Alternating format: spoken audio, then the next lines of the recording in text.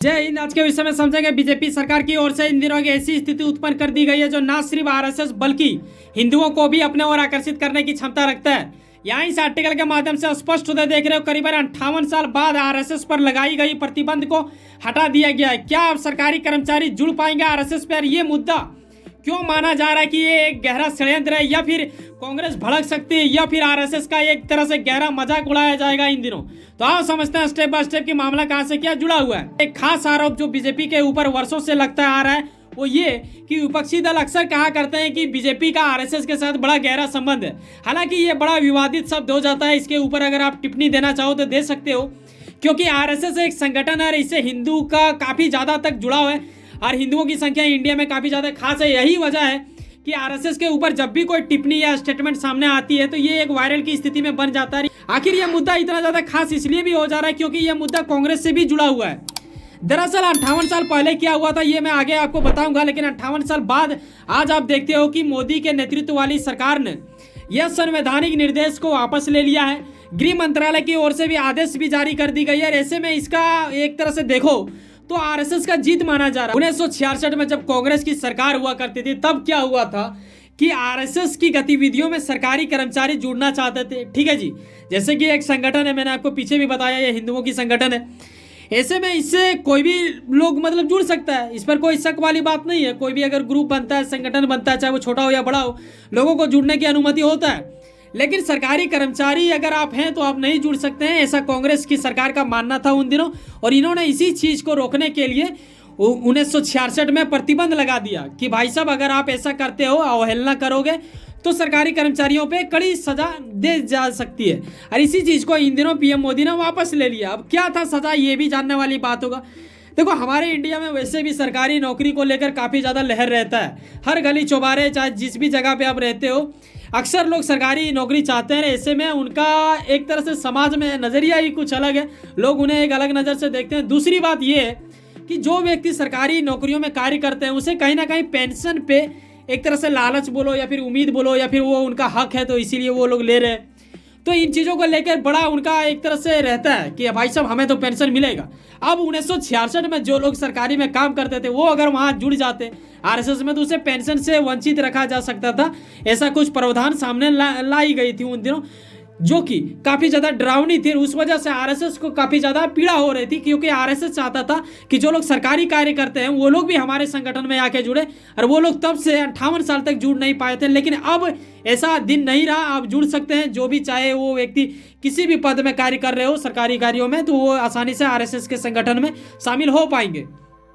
अब आरएसएस की कुछ खास बातें भी समझने वाली हो जाती है। उसमें से ये कि अगर इस संगठन की हम बात करें तो भारतीय संस्कृति और नागरिक समाज के मूल्यों बनाए रखने तथा आदर्शों को बढ़ावा देने के लिए ये सब चीज़ों में ये काफ़ी ज़्यादा योगदान देते हैं। ठीक है, बहुसंख्यक, जैसे कि मैंने आपको शुरू में भी बोला कि ये हिंदुओं के लिए काफ़ी खास माना जाता है और ये हिंदू की समुदाय को मजबूत करने तथा हिंदुत्व की विचारधारा को प्रकट करने तथा प्रचार करने में इनका बहुत बड़ा भूमिका रहा है। इसके अलावा अगर इसकी खासियत देखा जाए तो भाई साहब आपको ये पता होना चाहिए कि हमारे देश में जब भी स्थितियां बिगड़ी हैं, चाहे वो प्राकृतिक आपदा हो या फिर मानवीय कोई दुर्घटना हो, तो ऐसे में आरएसएस से जितना भी हो चुका है उन्होंने जरूर करने की प्रयास किया है। आपने देखा होगा कई सारे दुर्घटना में भी आरएसएस टीम वहाँ पहुँचती है और लोगों का सहयोग करती है, बाकी चीज़ों में भी सहयोग करता है। हाँ, वो अलग बात है कि अगर आप देखो तो बीजेपी के विरोध में चलने वाले या फिर विपक्षी दल की ओर से कई बार आरोप भी लगाया जाता है कि ये बीजेपी और आरएसएस के बीच बड़ा गहरा संबंध है, ये लोग मिली भगत है, सब लोग ये लोग जान के करते हैं, धर्म को ज़्यादा प्रमोट करते हैं। ऐसा कुछ कई बार डरावनी भी चीज़ें सामने आई है, जिससे कहीं ना कहीं जनता को बताने की प्रयास किया गया है। उसी में से इन दिनों मजाक भी उड़ाया जा रहा है। आखिर मजाक क्या उड़ाया जा रहा है ये देखने वाली बात होगा, यहाँ पे हंसने वाली बात है या फिर इसे गहराईपूर्ण समझने वाली ये जानने वाली बात होगा। देखो, गृह मंत्रालय की ओर से स्पेशल सामने जनता के पास नहीं रखा गया, लेकिन कांग्रेस नेता और बीजेपी नेता दोनों ने इस स्क्रीनशॉट का पूरा खुल के प्रचार किया है और इसी में यह स्पष्ट दिया गया है कि ऐसा कुछ निर्देश गृह मंत्रालय की ओर से दे दिया गया है। इन लोगों के ऊपर जो प्रतिबंध था उसे हटा दिया गया है। मैं बता दूं, अभी अगर मैं आरएसएस का अगर जन्म कुंडली देखो तो करीबन 99 साल होने को है इनका। ठीक है, तो ये और इनका मजाक भी उड़ाया जा रहा है कि भाई साहब ये लोग पैंट में रहा करते थे, लेकिन मैं बता दूं भाई साहब ये लोग अब फुल पैंट में भी आ चुके हैं। ठीक है, यहाँ पे फुल पैंट्स में आप देख सकते हो इन्हें। जयराम जी ने आप जानते होंगे कि ये कांग्रेस के एक दिग्गज नेता माने जाते हैं। इनके ओर से कहा गया है कि 1948 में अगर आप देखो तो महात्मा गांधी की हत्या के बाद सरदार पटेल ने आरएसएस पर प्रतिबंध लगा दिया था। ये बिल्कुल सच है, इस पर कोई संदेह वाली बात नहीं है। लेकिन आगे चल के क्या होता है कि आरएसएस की आचरण देखी जाती है और इसके साथ आश्वासन भी मिलता है, तब प्रतिबंध हटा भी दिया जाता है। लेकिन जयराम रमेश जी का ये कहना था, जो कि कांग्रेस नेता हैं, इन्होंने कहा कि आरएसएस ने उसके बावजूद कभी भी नागपुर में तिरंगा नहीं फहराया। तो ये दर्शाता है कि कहीं ना कहीं आपत्ति है। इसके अलावा अगर आप देखो तो सूत्रों के हवाले कई सारे बुद्धिजीवों का ये भी कहना है कि जब चुनाव का अभी देखो ना, आपने हाल में आपने देखा होगा कि जून में ऐसा कुछ हुआ था, तो रिजल्ट आने के बाद क्या होता है कि थोड़ा बकझक हुआ रहा था आरएसएस और बीजेपी के बीच। ऐसा सूत्रों के हवाले सामने आ रही है बातें, ये क्लेम करने वाली बात नहीं है, हो सकता है ये पूर्ण रूप से सच भी ना हो। लेकिन कहीं ना कहीं विपक्षी दल के कुछ सूत्रों के हवाले अब ये सब पता चलता है कि आरएसएस को खुश करने के लिए बीजेपी कुछ प्रयास करना चाहती थी और उसी में से इनको नजर आया कि क्यों ना 58 साल पहले जो लगाई गई थी प्रतिबंध उसे ही हटा देते हैं। अब सरकारी कर्मचारी बेधड़क आरएसएस में जुड़ सकते हैं और उनका एक सदस्य बन सकते हैं। तो इन चीजों के लिए ये लोगों ने किया है। आरएसएस को दरअसल बीजेपी खुश करना चाहती है, यही वजह है कि ऐसा कुछ किया गया है। कई लोग मजाक उड़ा रहे हैं, कुछ विपक्षी दल के अलग अलग दलों की ओर से ये भी बातें आ रही है, क्या आरएसएस सिर्फ हिंदुओं को प्रमोट करेगी, क्या आरएसएस सिर्फ एक हिंदू राष्ट्र चाहती है। ऐसे कई सारे मुद्दे और आरोप इनके ऊपर लगते आ रहे हैं और बीजेपी का भी कहीं ना कहीं उसके साथ ताल्लुक जोड़ने की भी प्रयास किया जाता है। सूत्रों के हवाले कई बार स्टेटमेंट भी दी जाती है कई सारे दिग्गज नेताओं की ओर से।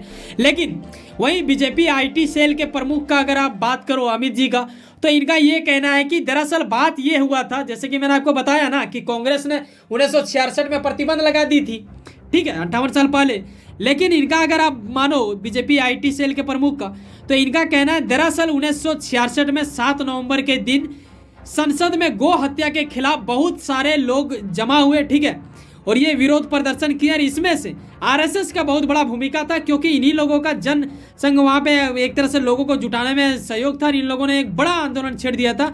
इसी चीज को देखते हुए कांग्रेस डर चुकी थी और तब उन्होंने क्या किया कि इसके ऊपर प्रतिबंध लगा दिया। अब क्या सच है क्या झूठ है, इसे आप आरोप के प्रति भी ले सकते हो कि कांग्रेस के ऊपर बीजेपी आईटी सेल के प्रमुख अमित जी का आरोप है। वैसे सुनो ना, कहीं ना कहीं कुछ ना कुछ काम करते होंगे, यकीनन अपने काम के प्रति काफी ज्यादा उम्मीद रखते होंगे, यकीनन आपका मेहनत आपका मंजिल बन के मिला। वैसे सुनो ना, सब्सक्राइब कर लो वर्ल्ड अफेयर्स पॉलिटिक्स और जुड़े रहो मुझसे। चलो मिलते हैं किसी नेक्स्ट वीडियो में। बाय, जय हिंद, जय भारत।